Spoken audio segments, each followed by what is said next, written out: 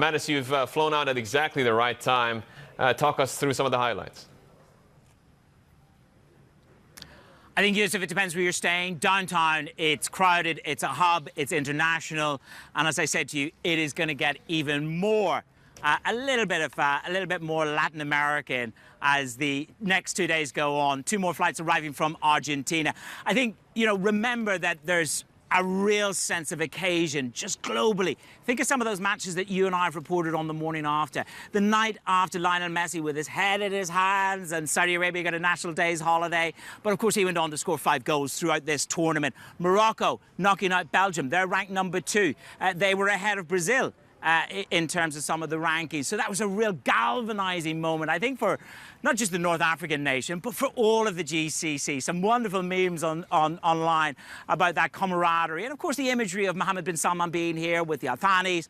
So it is really that sort of where sport, politics and humanity comes together. And for the Qataris, they got their global message out there. They spent $300 billion on infrastructure. 45 billion bucks on this baby behind me, the Lusail Stadium. So last night, great atmosphere. Went out with the 2 people who are on this trip with me, Abir and Habiba. And, you can really, really soak it up. It really is a global polyglot grouping downtown in Qatar. So, what are you hearing locally in terms of at what point or to what extent this event was considered a success? I think it depends on how you define success. If you're talking about viewership, if you're talking about dollars, then it's undeniably way ahead. We're outspending. The Visa data shows in the first 2 weeks of the tournament.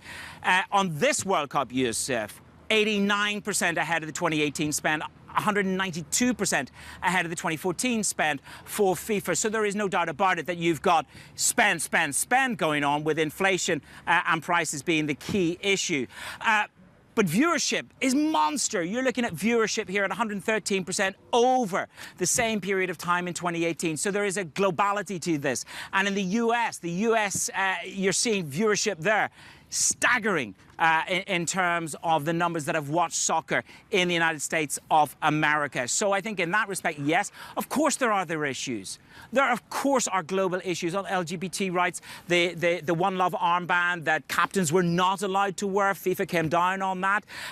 There was the human rights issues, the workers' issues, the drinking of alcohol in the stadiums, decisions that were switched overnight. So there's much that you can focus on that reputational side from a global point of view. But from a sporting point of view, then you are looking at something that is a resounding success. We also have the Bloomberg community poll that's been running, was run right before the event began. What are the bets suggesting for the Sunday win? Well, we love a little, ticker on Bloomberg. WCUP, go. So that's where you can get your predictions. And at the moment, because Brazil obviously being knocked out changes the dynamic as well. Argentina just slightly ahead, Yusuf, on the France match. That is the betting right now. Let's see who the final lineup is. But look, we went shopping as well. If you want to know where the whole budget for wardrobe went this year, look at that. Isn't that a thing of beauty? How much was that? 60 reals. 60 reals. That's a bargain. I'm going to send that back to you, Yusuf. That doesn't sound like genuine merchandise. 60 Qatari riyals. Come on. Where did you pick that up? That is the legit thing. That is the legit ball for FIFA.